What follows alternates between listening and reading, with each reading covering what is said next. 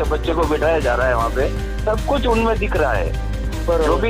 जो भी इन्होंने बताया सब कुछ दिख रहा है। मतलब रात को इन्हीं लोगों ने उठाया है और इन्हीं लोगों ने मतलब मार दिया है और फिर मतलब रोड पे एक्सीडेंट करने के लिए इन्होंने रखा हुआ था और वो भगवान की दया से वहाँ एम्बुलेंस आ जाती है और वो हॉस्पिटल में ले जाती है। હવે મિત્રો રતનલાલ જાટનું બીજું કોલ રેકોર્ડિંગ સોશિયલ મીડિયાની અંદર થયું છે વાયરલ। જે આ મિત્રો વાત કરી તો ડેડી સોલંકી સાથે મિત્રો વાતચીત થયા બાદ જે આ મિત્રો વાત કરી તો સૌથી મોટો ખુલાસો કર્યો છે આ રતનલાલ જાટ। મિત્રો વાત કરી તો તમને બધા લોકોને ખબર છે કે મૂળ રાજસ્થાનના હતા અને ગોંડલ ખાતે મિત્રો રહેતા હતા અને તેમના જ યુવકની સાથે જે થયું છે। હવે મિત્રો આ વિશે અત્યારે સૌથી મોટા ખુલાસાઓ થઈ રહ્યા છે। આની અંદર મિત્રો વાત કરી તો એકથી એક સળિયાતા મિત્રો સૌથી મોટા ખુલાસાઓ થઈ રહ્યા છે। જે આ મિત્રો વાત કરી તો સોશિયલ મીડિયાની અંદર આ કોલ રેકોર્ડિંગ થયું છે વાયરલ। ખાસ કરીને સૌથી પહેલાં ભાઈઓ ચેનલમાં પહેલી વાર આવ્યો હોય તો વિડીયોને શેર કરીને સબસ્ક્રાઇબ કરવાનું ભૂલતા નહીં, કારણ કે ભાઈઓ આપણી યુટ્યુબ ચેનલની અંદર નવા વાયરલ ટોપિકના વિડીયો સૌથી પહેલાં તમને જોવા મળતા હોય છે।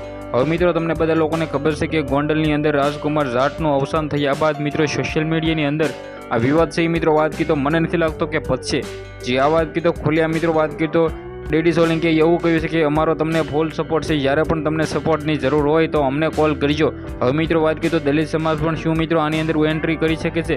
શું મિત્રો વાત કરીએ તો ડેડી સોલંકી ખુલ્લા મિત્રો વાત કરીએ તો તેમના સમાજને એમ કહેશે કે ભાઈ આ રતનલાલ જાટને સપોર્ટ કરો। હવે જે પણ થશે મિત્રો આવનાર ટાઈમમાં આપણને જ ખબર પડવાની છે। ખાસ કરીને મિત્રો વાત કરીએ તો આ વિડીયો દ્વારા આપણે કોઈને પણ ખોટું કહેતા નથી ને આપણે એવું નથી કહેતા કે ભાઈ દલિત સમાજના લોકો છે એ મિત્રો સપોર્ટ જ કરશે, પરંતુ મિત્રો વાત કરીએ તો સોશિયલ મીડિયાને આધારે જે પણ વાયરલ થતા હોય છે એ તમારા સમક્ષ લાવતા હોય છે। બાકી આ વિડીયો વિશે તમે શું કહેશો? વિડીયોને ધારે એટલો બને એટલો શેર કરી દેવાનો છે તમારા વોટ્સએપ ગ્રુપની અંદર। બાકી આટલા વિડીયોમાં હતું, આજના વિડીયોમાંથી આટલી જ માહિતી। આઈ હોપ કે તમને ઘણી બધી સમજણ પડી હશે।